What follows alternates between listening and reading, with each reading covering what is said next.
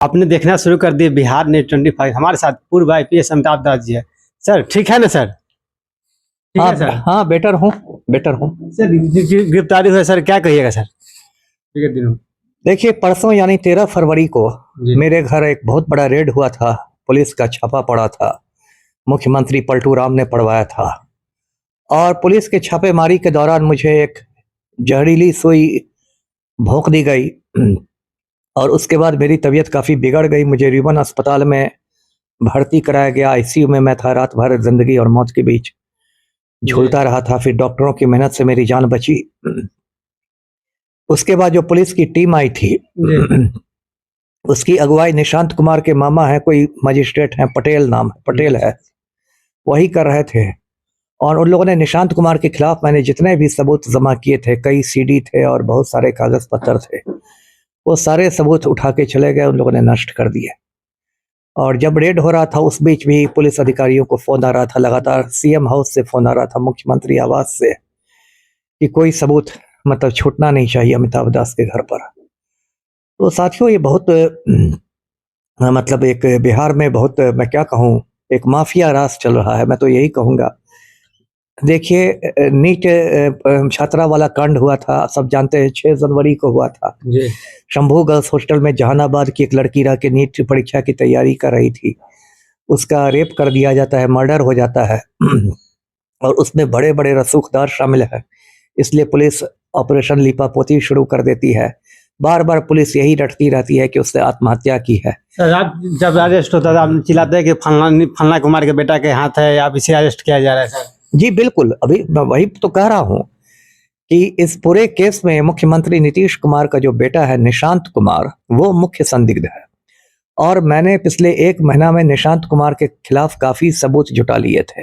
वो सबूत दस्तावेजी सबूत भी थे, डिजिटल सबूत भी थे, और ये सबूत मैंने अपने घर में छिपा छिपा के रखे हुए थे।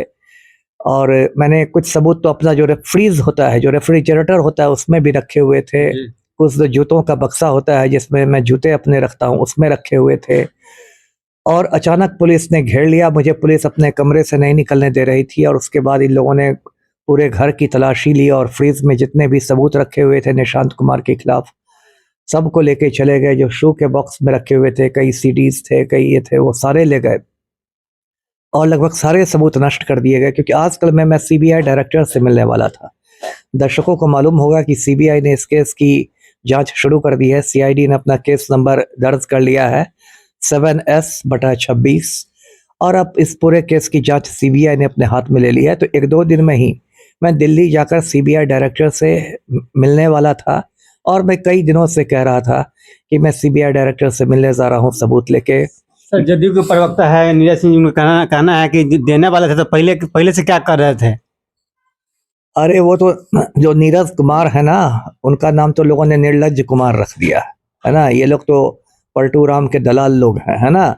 जब मैं सीबीआई के डायरेक्टर को देने जा रहा था सबूत, तो उसके पहले पुलिस ने मेरा रेड कर दिया। देखिए, मैं स्वस्थ आदमी हूँ, मुझे कोई ऐसी बीमारी नहीं है। और जब बहुत पुलिस वाले मेरे कमरे में थे, एकदम धक्कम धुक्की की स्थिति थी, तो मुझे अचानक लगा कि मुझे कोई कहीं सुई चुभा दी गई है।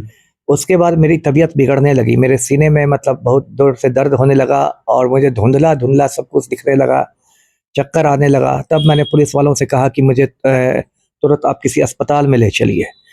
तो उन लोगों ने कहा कि नहीं, अस्पताल में अभी आपको नहीं ले जाया जाएगा। तो एक वीडियो रिकॉर्डिंग कर रहा था, सरकारी आदमी था।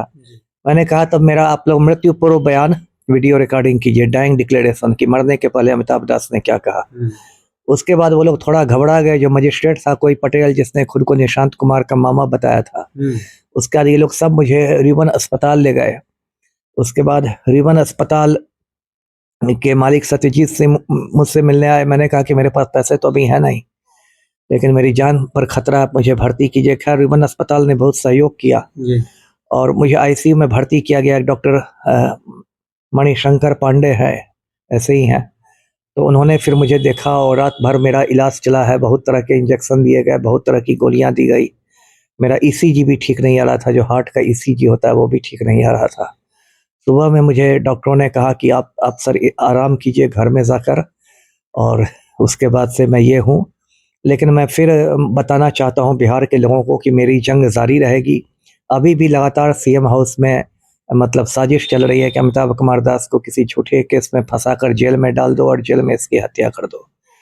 और उस दिन मैंने कहा कि 13 तारीख को यानी परसों भी किसी ने मुझे कोई सुई चुभा दी थी, जो संभवतः जहरीली सुई थी। और उसके बाद मेरी तबीयत अचानक बिगड़ गई, देखते देखते बिगड़ गई, और मैं ठीक से बोल नहीं पा रहा था, मुझे चक्कर आ रहा था, मुझे धुंधला दिखाई देने लगा था। और उसके बाद इन लोगों ने सारे सबूत नष्ट कर दिए। लेकिन फिर भी मैं आपके चैनल के माध्यम से कहता हूँ कि मेरी जंग जारी रहेगी। मैं सीबीआई से भी अपील करता हूँ कि मेरे निशांत कुमार के खिलाफ लगभग सारे सबूत पुलिस ने नष्ट कर दिए हैं, लेकिन फिर भी जो बातें मुझे याद है मैं सीबीआई को बताने के लिए तैयार हूँ। और सीबीआई मेरा बयान को रिकॉर्ड करे और अपनी केस डायरी में मेरा बयान लीजिए। सर आप निकल हॉस्पिटल से आए हैं सर, फिर आप मुहिम चला रहे हैं, आपको डर नहीं फिर नहीं लगता सर? देखिए, मैंने तो कहा ना, सर पर कफन बांध लिया है। सीधे शब्दों में मैं कहूँ तो मैंने सर पर कफन बांध लिया है। अब मैं शहीद होने की तैयारी में हूँ।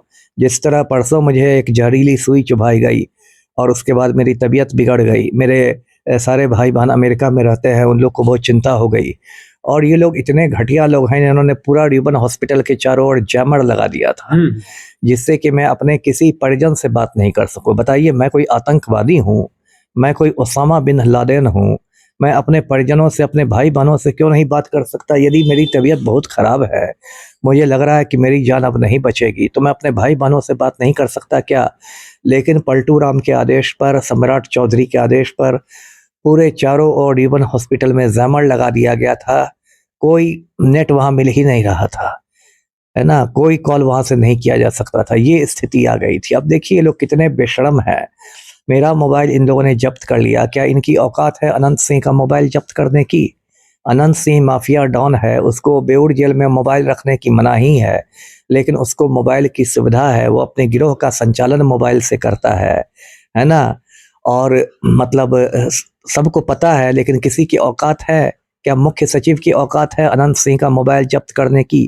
क्या गृह सचिव की औकात है? क्या डीजीपी की औकात है? आईजी जेल की औकात है? तो क्या बिहार में चल रहा है? अनंत सिंह एक कैदी के रूप में मोबाइल का इस्तेमाल कर रहा है, और मैं जो कि एक जिम्मेदार नागरिक हूँ, इतने जिलों का एसपी रह चुका हूँ, आईपीएस अफसर रहा हूँ, और मेरा मोबाइल आप जब्त कर रहे हैं। मोबाइल में तो आपको कुछ मिलने वाला नहीं है।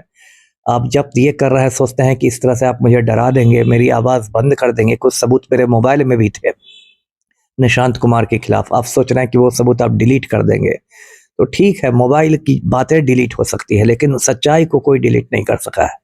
ये मानव जाति का इतिहास है कि सच्चाई को कोई डिलीट नहीं कर सका है। जो सच है वो तो सामने आएगा ही।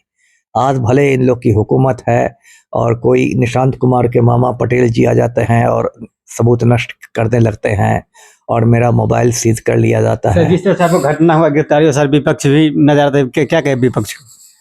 अब मैं कोई राजनेता तो नहीं हूं कि मैं कहूं कि हाँ विपक्ष नहीं को सर, होना आप जिस तरह से विपक्ष का काम कर रहे थे नहीं, मैं किसी विपक्ष का काम नहीं करता। मैं देखिए सत्य और इंसाफ के लिए लड़ाई लड़ता हूँ। ऐसा नहीं कि मैं कोई राजद का एजेंट हो या किसी कांग्रेस का एजेंट हो। मैं तो सत्य और न्याय के लिए लड़ रहा हूँ। यदि विपक्ष मेरे पक्ष में बोले तो ठीक है, नहीं बोले तब भी ठीक है। मैं तो अकेले लड़ाई लड़ता हूँ। मुझे तो कोई लालसा नहीं है कि कोई विपक्ष मुझे राजद या कोई कांग्रेस या कोई मुझे टिकट दे दे, मुझे कुछ ये कर दे, वो सब के लिए तो मैं नहीं करता। यदि वो चुप है तो अपनी खुशी से। इस पूरे प्रकरण में आपने देखा होगा, नीट जी। छात्रा प्रकरण में बहुत दुर्भाग्य की बात है कि सामने आकर दो ही लोगों ने लड़ाई लड़ी, एक पप्पू यादव ने और एक मैंने। अब कितने दुर्भाग्य की बात है कि 14 करोड़ लोग हैं बिहार में, है ना। 14 करोड़ लोग में 2 आदमी सिर्फ लड़ रहे हैं। बिहार राज्य महिला आयोग कहाँ है? महिला आयोग की आपने कोई सक्रियता देखी?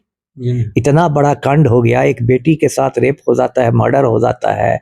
बिहार राज्य महिला आयोग में बाकायदा एक अध्यक्षा है, बाकायदा 4-5 सदस्याएं हैं, उनको 1.5 लाख से 2 लाख महीने की मतलब सैलरी है, गाड़ी घोड़ा है, और घूमती है एकदम चौड़ी होकर कि बिहार राज्य महिला आयोग में हूँ। क्या महिला आयोग की कोई टीम घटना स्थल पर भी गई गर्ल्स हॉस्टल में? क्या महिला आयोग ने कोई जांच के भी आदेश दे दिए? विपक्ष के नेता से मुझे बहुत मतलब निराशा है, तेजस्वी यादव से। कहते हैं कि 100 दिन में कुछ बोलूंगा ही नहीं, तो मौनी अमावस्या मना रहे हैं, मौन धारण कर रहे हैं। तो ये कितने दुख की बात है। और 2 लोगों ने लड़ाई लड़ी और पप्पू यादव को जेल भेज दिया गया। हाँ, और मेरे घर रेड करके ये किया गया। ये खुल्लम खुल्ला गुंडागर्दी है। फिर मैं आपके चैनल के माध्यम से मांग करता हूँ कि सीबीआई मेरा बयान रिकॉर्ड करे जी। ये हमारे साथ थे पूर्व आईपीएस अमिताभ दास जी को सुन रहे थे, जो बीते दिन उनको घर पर रेड हुआ, गिरफ्तारी हुई। अभी हॉस्पिटल से आए हुए हैं। वीडियो कैसा लगा कमेंट कीजिए, हमारे वीडियो को लाइक और सब्सक्राइब करना भूलें। धन्यवाद।